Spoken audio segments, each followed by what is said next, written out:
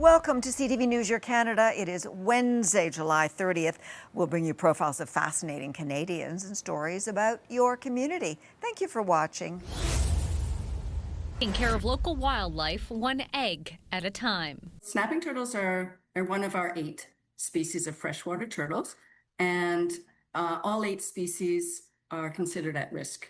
Turtles snapping up prime real estate at Riverside Park in Cambridge. City staff, through their regular maintenance of this ball field, did identify that a turtle was attempting to create its nests here, and so they did choose to protect the nest and close the ball diamond. The city of Cambridge closing this baseball diamond for the rest of the summer to help protect nests. We have rescheduled anything that was scheduled in this space to a different location. The reptile's breeding season generally runs from April through November, with peak egg laying happening around June and July. With changing weather patterns, as we know, this summer is extremely hot and the weather keeps yo-yoing. So we are seeing changes and fluctuations in that time period, but generally from May to July is typical. Initially, city staff explored other options like relocation. City staff had investigated the option of an incubation site, but unfortunately there was no space available with our partner agencies, and so we have cordoned off the space, and we do ask that the public be mindful of that and not disturb this process happening. It can take between 20 and 30 years for snapping turtles to reproduce, all the more reason to help one of our wetland residents. Given the low rate of turtles that actually reach sexual maturity, protecting these nests is really important. The city expects the ball diamond to remain closed for 6 to 8 weeks. Ashley Bacon, CTV News, Cambridge. Fabulous welcome. Standing ovation. For Eugenie Bouchard, it was game, set, match on Monday. The Montreal native strutted on to center court to a packed house. It was all eyes on her as she began the first round that would lead to her 300th singles win. Bouchard greeted Colombia's Emiliana Arango at the net. Then came the first of 3 sets. Well, that's how it went in her dreams last night. Bouchard started strong on the tennis court, closing set 1 with a win of 6-4. The first set, the other player didn't put a ball in the court. So Jeannie was pushing in the corners with her balls. Everything was great. At the beginning of the second set, things just rolled against her. Commentator Hélène Pelletier hoped Bouchard would take advantage of the many chances she had for break points in set 2, but it ended in favor of Arango with a score of 2-6. I was wondering after that if she'd be able physically to endure what it took to, break the other girl's game, because the opponent was putting everything in the court. So it's really quite amazing that she found the strength. Come set 3, the ball was in Bouchard's court, and she made the comeback she needed. She scored 6-2, upsetting Arango for Monday's overall round. The 31-year-old began turning heads in 2014 as Canada's first singles tennis player to rank in the world's top 5. She reached the Wimbledon finals and was recognized as WTA's most improved player that year. Though Bouchard has since traded tennis for pickleball, she's determined to give the National Bank Open her all. It just really brought me back to some very nice memories I've had here over the years. And also just the tennis habits kind of kick back in. I haven't played in front of a crowd like that in a while, or a big match like that in a while, and I really tried to be disciplined with my focus. While Bouchard announced she will retire after this tournament, she'll ride off with at least another match. She'll face Switzerland's Belinda Bencic on Wednesday. Anastasia Dextrine, CTV News. We put the eyes on the ball. Hitting the hard court with a pro. Try to get a good technique. Of course, he gave me a lot of tips, which were really helpful. The moment I, got them into my brain, I was like, okay, perfect. I know how to hit the shot now. World #1 doubles player and 2024 Grand Slam French Open doubles champion Marcelo Aravello helped host a youth development clinic for aspiring young athletes at Rosalie Park in Brampton today. If I can teach them a little bit of all my experience through these all years and just give back a little bit to them, like many people did to me when I needed that help, I'm I'm happy to do it. The clinic was organized in collaboration with the City of Brampton and Premier Racket Club, with a goal to help foster community engagement and create access to the sport. Well, it's really neat to learn from someone who's actually won a Grand Slam. And we have a real focus on youth tennis right now. For young players, whether it was their first lesson, Well, I really know how to serve properly because I used to not serve well. But I really like this experience, and I never had to play tennis with a pro before, so it was really fun. or they're looking to go pro, I hope to be really good like Marcella one day. or hoping to make history, I just love playing it. I want to make history because in tennis history there was no such thing as a Sikh player because I'm Sikh, right? I want to be the first Sikh player to win a Grand Slam. it was a unique opportunity to get reps in with a pro. What does it take to be a professional tennis player? Hard work. Up next for Aravello is waiting to see what days he's playing later this week at the National Bank Open. If I can give back to all these kids and many kids around the world that I have the opportunity to share time with, that's something priceless. The courts here at Rosalie Park in Brampton are free for the public to access throughout the summer, all the way through to the end of August. Jessica Smith, CTV News. It's been a long, unique journey for Rocanville, Saskatchewan's Jessica Campbell. I grew up playing boys hockey. There wasn't, at that time, opportunities for all girls teams, really. Since retiring from the women's national team in 2017, Campbell has set the pace for women behind the bench, becoming the first female coach for a men's world championships as an assistant for Team Germany 3 years ago. Since, she's broken the glass ceiling of professional hockey, becoming the first woman to be a full-time NHL coach with the Seattle Kraken. I always wanted to work at the highest level, and when I found my coaching path taking me down the men's game, I found myself finding a unique fit, and now I've been chasing this goal and following my dream. If you can see it, you can achieve it. As she breaks barriers, Campbell is leaving a lasting legacy in her wake as young girls in hockey have a new role model to look up to. It definitely has a positive impact in that way, and female youth, seeing her in that position just lets them know that that's a place they can land one day too. I look to many other people who found their way in the game, and it transcends all gender. Even before Campbell's impact, hockey has been steadily growing among girls in Canada. In 2010, more than 85,000 girls were registered in Hockey Canada programs. Last season, there were more than 108,000, an increase over 23,000 in 13 years. Still, Hockey Canada wants to see more growth in the women's game, with the goal of 170,000 girls playing the sport by 2030. Excited to see the opportunities ahead, Campbell adds her story can be the guide for everyone chasing their goals. I think there's a place for all of us in this sport, and whatever role that looks like. For me, it's behind the bench, and there's visibility now, so that dream can inspire for another kid, not just boys, but girls as well. Sierra D'Souza Butts, CTV News, Regina.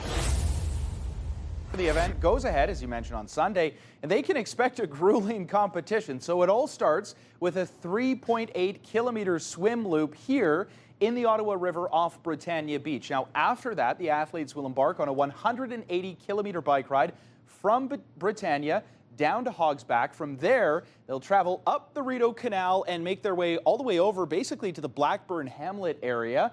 Then they'll loop around and they'll head through Gatineau. That will impact some commuters. The Alexandra and the Champlain bridges will be impacted, and then the bike portion will wrap up at the Alexandra Bridge. That's a 180-kilometer bike track, and if that's not enough, it's then onto the marathon, and that will start behind the Chateau Laurier. Runners making their way through the experimental farm and once again ending up near the Alexandra Bridge. We're thrilled to say that Ironman Canada Ottawa is sold out with 2,600 entries. So it's unbelievable, and I wish we could take more entries because the city has been incredibly supportive and welcoming of this event. And again, competitors have 17 hours to complete the entire course, and spectators, they are welcome to come out and cheer them on along the course. And this is just the first year of a 3-year agreement between Ironman and the city, so the competition will return again next year and the following year. Santa's house is about to move south for the winter. We've raised hundreds of thousands for kids in London, so now it's a new chapter. After years of searching for a permanent home in London, Leo Lariza has worked out an agreement with the Elgin County Railway Museum to bring the holiday landmark to St. Thomas. We thought it was a great opportunity for the community. Last year we had 350 Christmas trees here. We gave some money back to the coldest night of the year here in town. And it's just a great opportunity for businesses to showcase their business, have the trees up, come in, see the trees, and now you're going to see the trees and come see Santa. After 7 years in Victoria Park and 3 more at the Covent Garden Market, it now has a new home. I want to thank London for everything they've done this past 10 years. They've been amazing. It's just that we couldn't come up with another home for Santa in London. I don't know why. Larissa says Will Zufelt and his team approached him and wanted the house. Santa's house will set up shop here this Christmas at the museum. Going forward, they have bigger dreams, which could include trains and the rail line. We're just going to save those plans for next year, but it's going to happen. More tourism for St. Thomas. It is a great town, and we're just going to keep on, spreading the Christmas cheer. Larissa is both excited and sad about this new location. He believes the best spot would still be in Victoria Park or at Storybook Gardens. 1 or 2 people complain and say it's an eyesore. Well, the city reacts and says, well, we got to get it out of here. And I think we got to stop that. We got to look at the reason why Santa House was there to begin with. If their child was sick and we had to take care of them, they would certainly change their views on it being an eyesore. So I just think London had its time, and now St. Thomas is going to gain something. They got a big group behind them to make it even more successful. Brent Lale, CTV News. At Souls Harbor Rescue Mission in Bridgewater, volunteers are hard at work, preparing lunch for those in need. And this afternoon, cooking is a lot easier, thanks to their brand new industrial-sized commercial kitchen. It's not just the old man eating anymore. It is serving a larger, wider community need, and we are serving about 100 people every day, and that includes men, women, and children. The kitchen overhaul includes $80,000 worth of new equipment, and it's named after this retired architect who helped design it all. Just to be a small part of that, I just put lines on paper, and it takes a whole team of people, contractors and workers and volunteers that come in here and make it all happen. So proud of the way it's come together. This was the first of 7 Souls Harbor drop-in centers in Nova Scotia. Now in their 14th year, it's tripling its capacity. This is where all our ladies will come in and out of their house when they move in. On the Eastern Shore, we have a women's campus with a shared housing environment, and now we have the same on the South Shore. Affordable housing for 3 women, complete with bedding, toiletries, and space for their belongings. Kind of like a waiting list, but the waiting list is always evolving and changing, so whatever the need is, and the need is the greatest, we fill the bed. They fill their closets too. A brand new Free Mart offers donated essentials at no cost. If they need it to survive out there in the day, they can find it here, and everything's for free. To just be able to allow someone that dignified experience of free shopping right here to outfit your whole family if you have a need. Much of this growth is powered by community generosity, from hotels donating furniture to neighbors filling the Free Mart shelves. And as the need continues, so does the mission. Souls Harbor says they're committed to growing with the community it serves. Emma Convey, CTV News, Bridgewater, Nova Scotia. We have a lot of fun out here, me and my daughter. David Laffra likes to get out on the water with his fishing rod anytime he can. They've been jumping all in front of us. For the past couple of years, something else has been jumping out to him. And even my daughter was out here one day. She's like, Dad, is that a swan? I said, nope, that's a pelican. It was very cool. At first, he was a little surprised to see pelicans. But not anymore. I've seen them so often around this area. They're here for the same reason Laffra is. The fish. Nothing else around here feeds like a pelican does, scooping up all that water in their pouch. They're one of the biggest birds that are native to Alberta. Nick Carter with Nature Alberta says the American white pelican is the only pelican species that lives here. We have more breeding colonies than we've had in a long, long time. Despite their growing numbers, Carter says they're a sensitive species. These colonies are really susceptible to diseases and other kind of environmental impacts, habitat loss, that kind of thing. Right now, conditions are prime for pelicans. They fly up from the California coast in May to breed and fish. There's a lot more space and a lot more food for them up here. And return south once the temperature drops. They've got to get to some place where the lakes aren't going to freeze over. That's led to some competition for Laffra and his daughter. and I had a fish on my line, and a pelican came and swooped in, and my fish released, and I swear the pelican got my fish. Proving the pelican's pouch may be mightier than the rod. Matt Woodman, CTV News, Edmonton.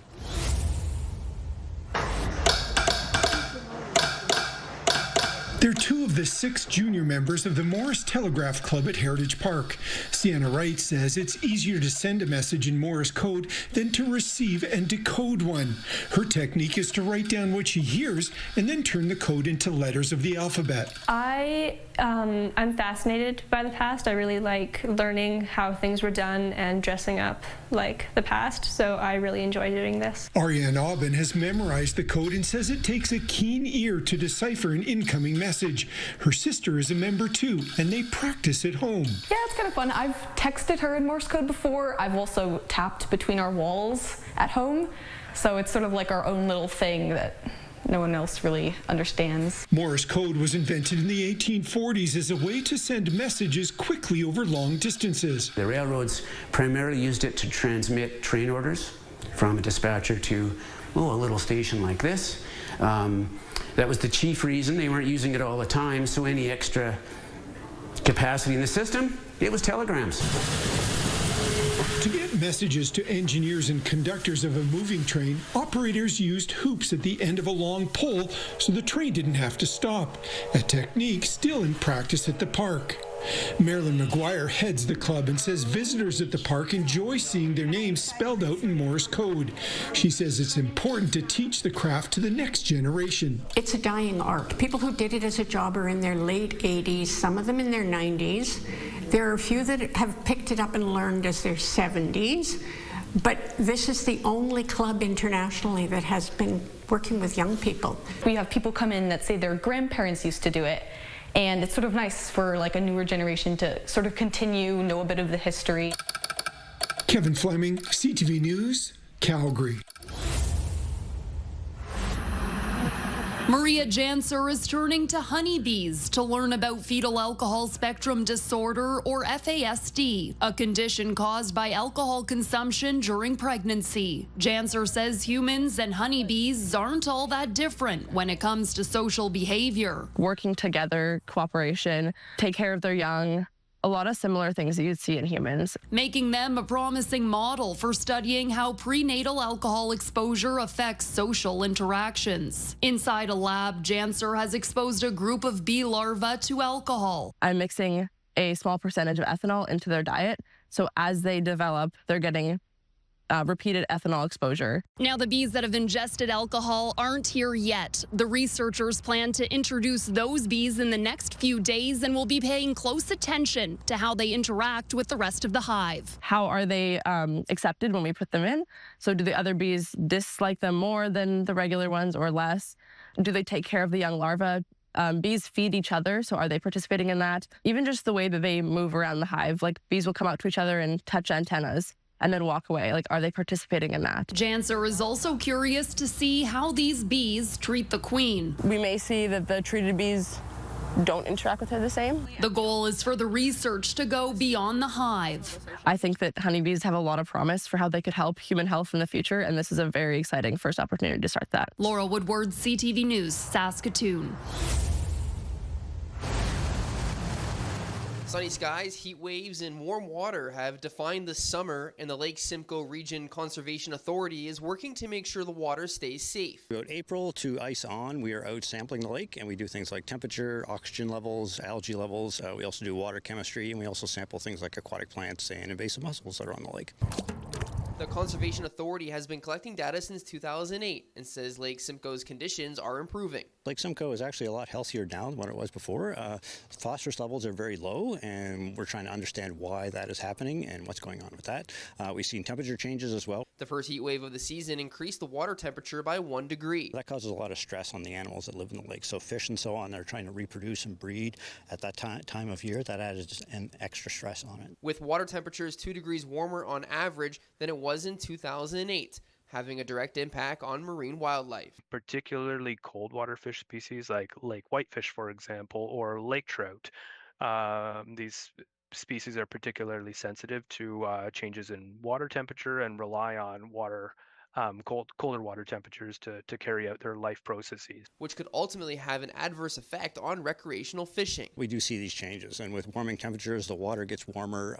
Ice season is a little shorter than what it used to be before, and also that has an impact on what species can survive. With Lake Simcoe an economic hub within the province. It's estimated between $30 and $80 million annually that it brings in terms of recreational fishing, and anglers spent about close to 800,000 angling hours per year fishing Lake Simcoe too. The goal moving forward is to collect data on both plants and the food chain in Lake Simcoe to help keep the lake safe for both humans and marine life. Luke Simard, CTV News, Lefroy. Here's the winner of the Adam Sandler Look-alike contest. Doppelgangers donned their favorite Sandler looks, from his role in Happy Gilmore to Little Nicky and even Saturday Night Live. The prize, $50 and, a jar of pickles. The winner says he can't go anywhere without someone saying he looks like Adam Sandler. Yeah, you can definitely see that. Biggest advantage I had from looking like Adam Sandler is I was able to attract my wife. Got the biggest smile. Cindy says her son Darren was enthusiastic about every sport he tried. Not even take his helmet off, and he would, down his lunch, and he's right back out again. Darren's exuberance never diminished, while his potential only increased. I exuded, the proud mama. Which is why Cindy will never forget the accident on the ice that changed everything. Darren was fighting for air. Darren suffered a brain injury, endured emergency surgery, and spent 6 weeks in a coma. And I remember the very first time he lifted a finger. And I knew he was going to be okay. But his brain was permanently damaged, and the 17-year-old couldn't do anything by himself. Like he was a bag of mush. Then, after 8 months in the hospital system and years of rehabilitation, they met Jim. He said, I think I can help your son, with golf. Jim invited Darren to join a group dubbed Glorious Golf. They really are an inspiring bunch. A group of guys with special needs that Darren now plays with every week. My heart just lights up and it just goes like, Darren, you get to go golfing with your buddies. Which includes Jim, who's been volunteering to coach them for the past 13 years. We all celebrate the good shots together. With kudos and compliments. It's a good golfer. And we laugh at the bad shots. With jokes about balls hitting trees. Timber. And like he did playing sports before his accident, Darren finds his smile can't be contained. It's like happy. It's a sense of confidence that Cindy couldn't be more grateful to see. Now, Darren is a better golfer than his dad. It's the overcoming of adversity that keeps Jim volunteering. When you're part of a group and share the joys of life, that's really something special. It's an opportunity to focus on the positive, Darren says, that extends well beyond the green. So just hold your heart and say, I can do this. Adam Sawatsky, CTV News, Oak Bay.